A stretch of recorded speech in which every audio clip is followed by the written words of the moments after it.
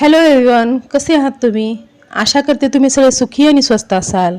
मी दीपाली तुमचं पुन्हा एकदा मनापासून स्वागत करते माझ्या नवीन एका छानशा ब्लॉगमध्ये. तर फ्रेंड्स, हा व्हिडिओ आहे कालचा. तर संध्याकाळची वेळ आहे, बुधवारचा हा व्हिडिओ आहे आणि संध्याकाळची वेळ आहे. तर संध्याकाळच्या वाजलेल्या आहेत 4 आणि इथे चालू आहे माझा केस विंचरणं. आणि बाहेर ना बघा, हवा खूप जास्ती प्रमाणात चालू होती. म्हणजे रोजचं कसं उष्ण वातावरण असतं, ह्या टायमाला सुद्धा म्हणजे जवळजवळ रात्रीच्या 7 वाजेपर्यंत का होईना ना, म्हणजे असं एकदम वाफा येत असतात, उष्ण एकदम वातावरण असतं. पण आजचं वातावरण ना रोजच्यापेक्षा थोडंसं कमी उष्ण होतं. म्हणजे थंड नव्हतं, पण थोडंसं कमी होतं. जेवढी रोजची उष्णता असते तेवढी आज नव्हती एवढी. म्हणजे एक असं वाटत होतं की पाऊस वगैरे येतो की काय, आभाळ आल्यासारखं वाटत होतं आज. तर त्यामुळं ना जरा थोडंसं दिलासा होता मनाला, की आजचं जरा कमीत कमी आज श्वास तर घेता येते. ना त्यांना रोजचं आहे ना एवढं भयंकर उष्ण ऊन होतं की म्हणजे श्वाससुद्धा घेणं मुश्किल झालं होतं, एवढं हे झालं होतं. पण आजचं जरा त्यातल्या त्यात बरं आहे वातावरण. तर आता इथे आली आहे मी फ्रेश होण्यासाठी. तर आज ना सकाळपासून मी एकही व्हिडिओ वगैरे बनवला नव्हता आणि दिवसभर म्हणजे आराम वगैरे केला. एक व्हिडिओ होता तो अपलोड केला एडिटिंग वगैरे करून आणि अपलोड झाल्याच्या नंतर मग आपलं आराम केला दिवसभर. आणि मग आता उठले 4 वाजता आणि मग म्हणलं आता स्वयंपाकाला सुरुवात करायची वेळ झालेली आहे.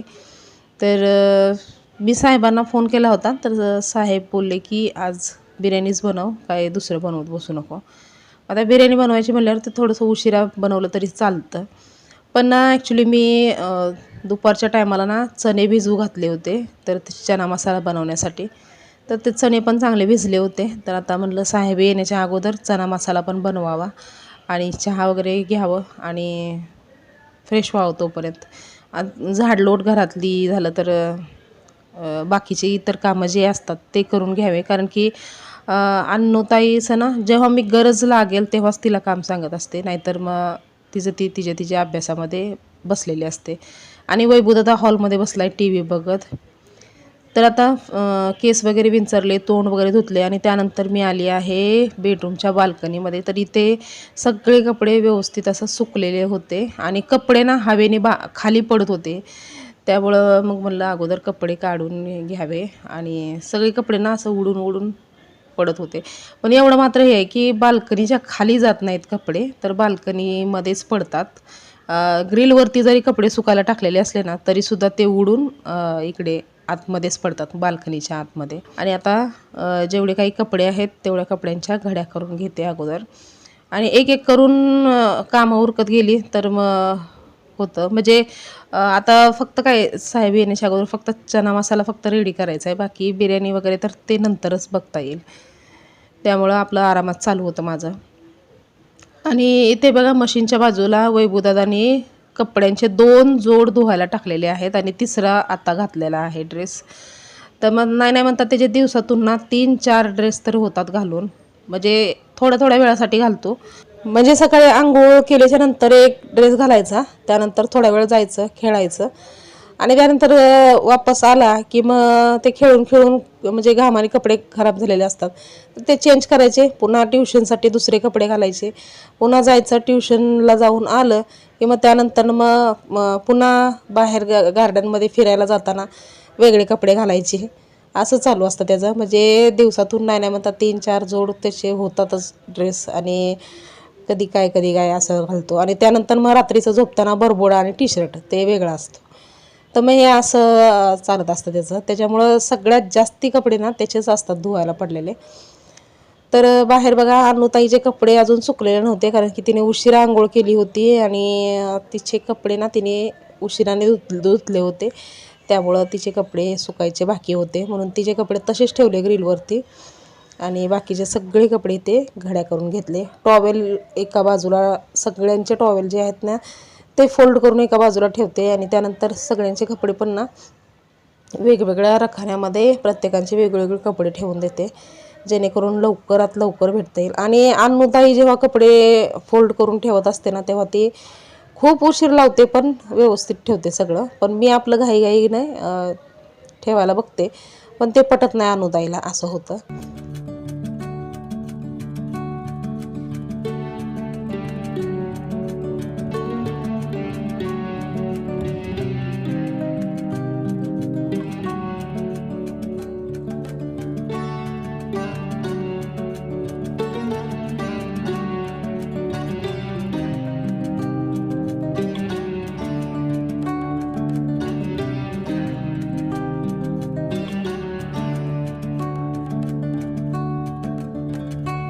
तर आता इथे बारी आलेली आहे पूर्ण घराला स्वच्छ झाडू मारून घेण्याची.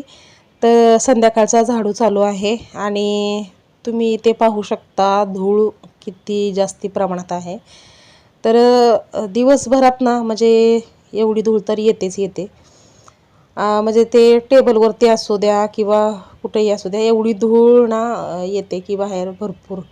म्हणजे माती तर उडतेच उडते आणि त्याचबरोबर इथे थोडंसं पुढच्या साईडला ना इथे बांधकाम चालू आहे ना, त्यामुळं ते म्हणजे असं ते रेती वगैरे ते ट्रकनी असं हे करतात ना, खाली टाकताना वगैरे ना धूळ वगैरे उडते आणि सिमेंट वगैरे भरपूर उडतं.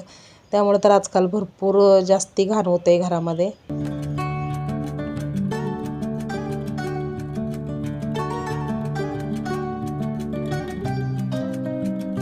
तर आता इथे झाडू मारून झाल्याच्या नंतर कधी एकदाशी मी पंखा चालू करते असं झालं होतं. तर पंखा चालू केला आणि त्यानंतर आता इथे ना हे गावाकडून आणलेली चण्याची डाळ होती. तर ती डाळ डब्यामध्ये भरून ठेवते आणि त्याचसोबत रॅशनमध्ये जे आम्ही आणलेले तांदूळ होते ना, ते पण एक्स्ट्रा जे होते, तर ते असंच ठेवलं होतं बांधून गोणीमध्येच.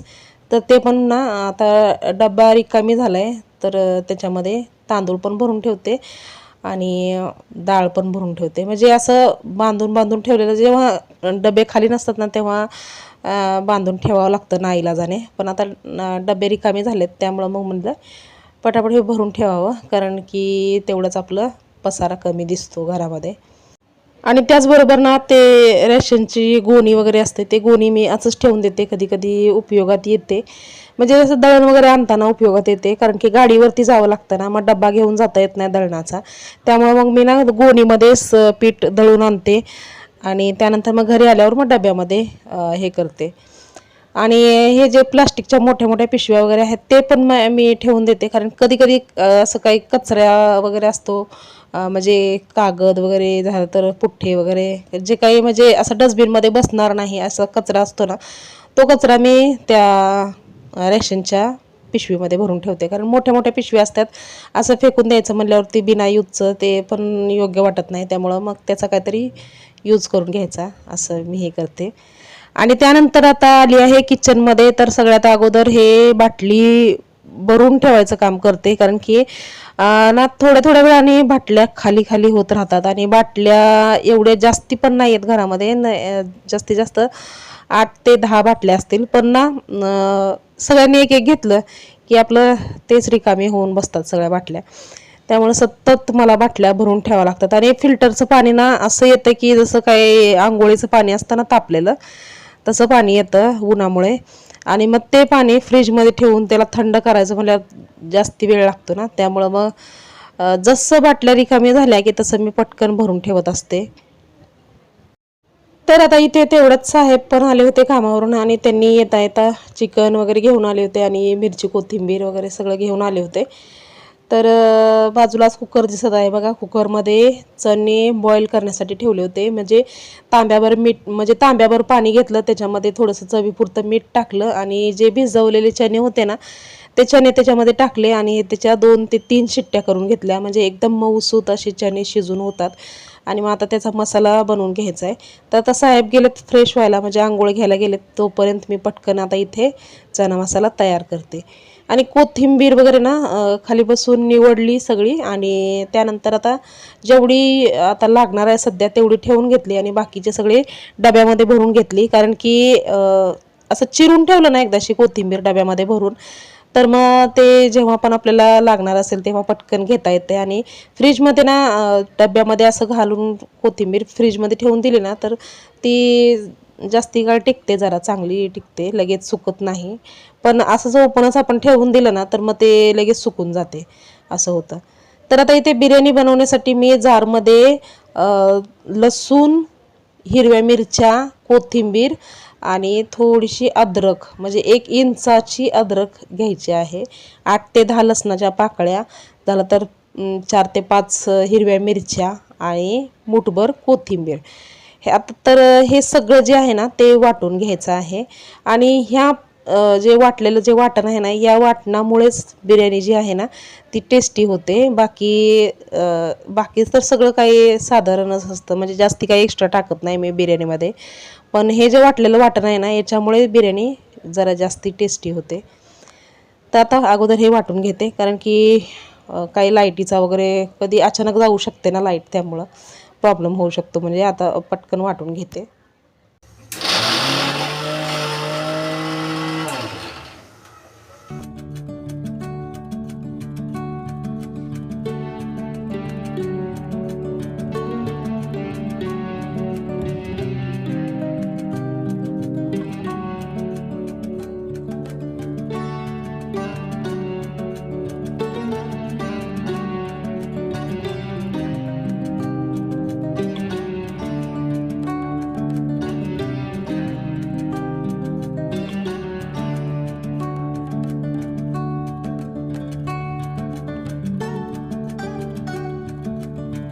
तर फ्रेंड्स, आता इथे चना मसाला बनवण्यासाठी बारीक कांदा चिरून घेतला आहे वेगळा, आणि त्यानंतर बिर्याणीसाठी उभा असा कांदा चिरून घेतला आहे वेगळा.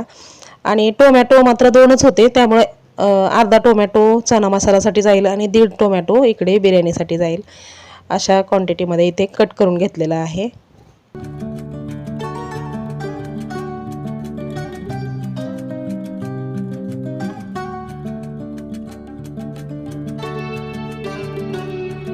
तर आता इथे 2 ते 3 शिट्ट्या करून घेतल्यामुळं ना चणे एकदम मऊसूत असे शिजले होते. तर आता चणे आणि ते पाणी वेगळं वेगळं करायचं आहे.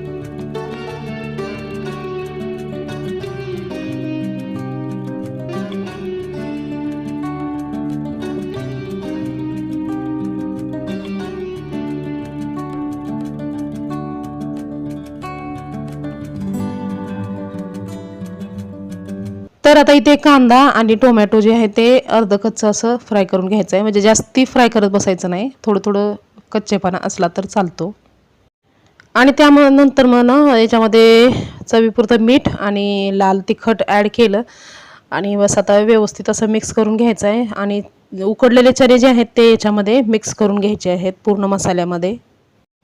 आणि त्यानंतर मग याच्यामध्ये टाकायचं आहे 1 लिंबू पिळून. तर लिंबू इथं 1च होता आणि छोटासा होता, त्याच्यामध्ये ना जास्ती रस पण निघाला नव्हता, पण जेवढा आहे तेवढा मी टाकून दिला त्याच्यामध्ये. म्हणजे 1च होता, पण त्याच्यात मुश्किलने 4 ते 5 थेंब रस निघाला असेल, एवढं म्हणजे हे आहे. आणि आजकाल ना लिंबू भेटणं पण थोडंसं मुश्किल झालं आहे. उन्हाळ्याचे दिवस आहेत ना, त्यामुळे थोडंसं कमीच भेटतात लिंबू, आणि भेटले तर ना एकदम छोटे छोटे भेटतात. तर आता इथे तयार आहे आपला चना मसाला. याला व्यवस्थित असं मिक्स करून घ्यायचं आणि त्यानंतर त्याच्यामध्ये बारीक चिरलेली कोथिंबीर ॲड करायची, म्हणजे आपल्याला खाण्यासाठी रेडी झाला चना मसाला.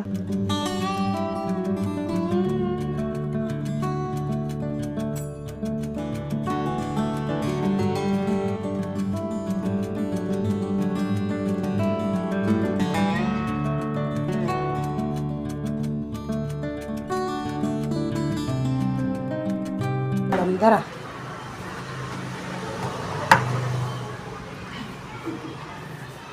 खाऊन सांगा कसं.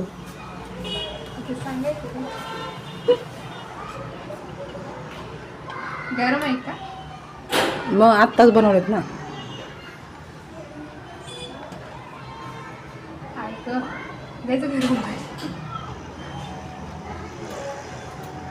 फुकून खा ना मग.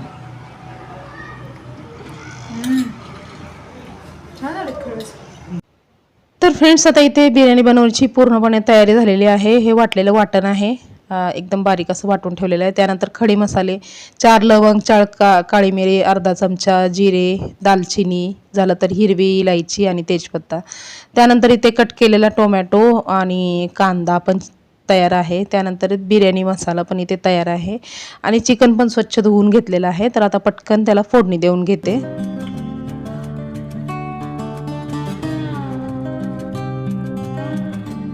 तर आता इथे फोडणी देताना ना सगळ्यात अगोदर इथे तेल गरम करून घेतलं कुकरमध्ये आणि त्यानंतर खडे मसाले फ्राय करून घेतले व्यवस्थित. त्यानंतर त्याच्यामध्ये हा उभा चिरलेला कांदा जो आहे तो ॲड केला आणि हा कांदा पण आणि टोमॅटो पण मऊ असं फ्राय करून घेतले तेलामध्ये.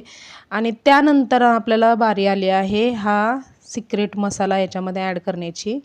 तर कोथिंबीर, लसूण, अद्रक आणि मिरची याचे हे वाटण आहे. तर हे वाटण ॲड करून याला पण व्यवस्थित असं फ्राय करून घ्यायचं आहे कच्चेपणा जाईपर्यंत. आणि त्यानंतर मग त्याच्यामध्ये टाकायचे पावडरचे मसाले. तर सगळ्यात अगोदर एव्हरेस्ट बिर्याणी मसाला याच्यामध्ये ॲड केला आणि त्यानंतर 1 चमचाभर घरगुती काळं तिखट, त्यानंतर 1 चमचाभर लाल तिखट आणि त्यानंतर हे हळद पावडर अर्धा चमचा आणि त्यानंतर चिकन मसाला हे पण याच्यामध्ये ॲड केलं. आणि हिरव्या मिरच्या टाकल्यात ना त्यामुळं तिखट जास्ती टाकलं नाही मी याच्यामध्ये, थोडंसं कमी तिखट टाकलं.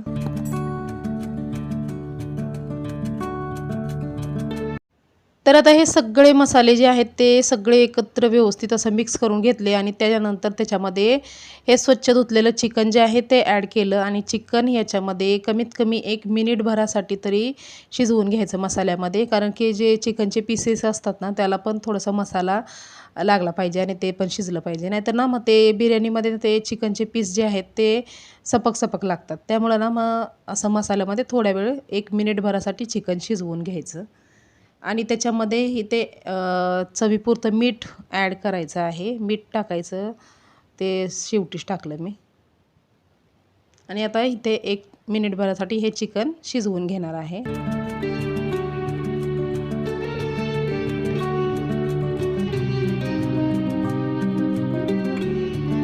आणि त्यानंतर इथे बघा बाजूलाच मी पाणी गरम होण्यासाठी ठेवलं होतं. जेवढं पाणी लागतं तेवढं मोजूनच मी गरम करायला ठेवलं होतं. आणि ते पाणी मी ह्या चिकनमध्ये ॲड करून घेणार आहे. म्हणजे याच्यामध्ये डायरेक्टली ना तांदूळ जर टाकलं ना मग ते मसाला कुठं कुठं असं जास्ती राहतो, कुठं कमी राहतो असं होतं. पण असं पाणी ॲड करून अगोदर त्यानंतर मग आपण तांदूळ जर टाकलं ना तर मग ते मसाला पूर्ण असं सगळीकडे व्यवस्थित असं पसरतो मसाला आणि कुठे जास्ती कुठे कमी असं नाही राहत. त्यामुळे मी अगोदर पाणी उकळवून घेते इथे चिकनमध्ये.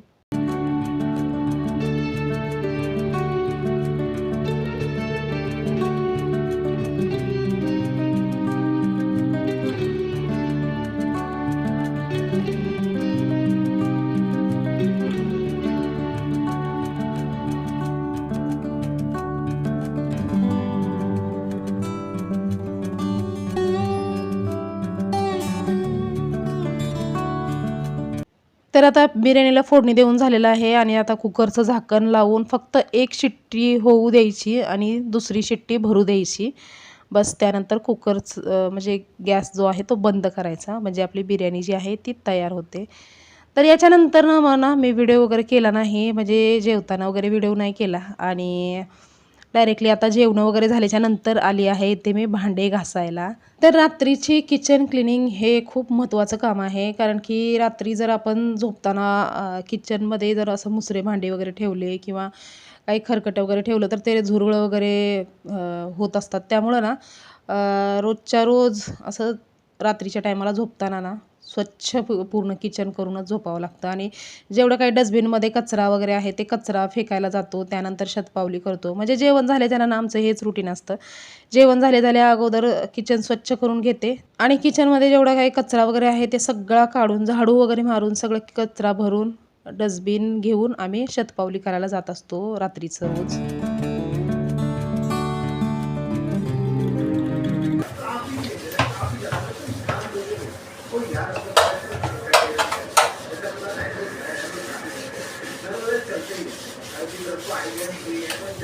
आणि भांडे जेव्हा जेव्हा आपण घासते ना मी तेव्हा वॉश बेसिन घासायला अजिबात विसरत नाही. कारण की हे पण आपलं एक मोठं भांडं आहे असं आपण ठरवून ठेवायचं असतं. कारण की याला जर घासलं नाही ना तर हे वरचेवर जास्ती घाण होत राहतं. त्यामुळं आणि त्याचसोबत जो काथ्या वगैरे आहे तो सुद्धा स्वच्छ धुवून ठेवलेला आहे.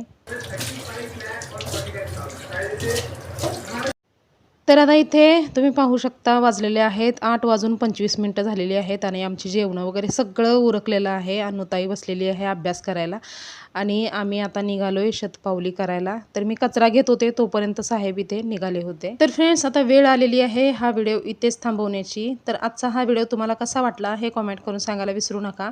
व्हिडिओ जर आवडला असेल तर लाईक करा आणि शेअर करा. चॅनेलवर जर नवीन असाल तर चॅनेलला सबस्क्राईब करायला विसरू नका. तर पुन्हा लवकरच भेटूया आपण नवीन एका छानशा ब्लॉगमध्ये. तोपर्यंत स्वस्त रहा आणि मस्त रहा. बाय.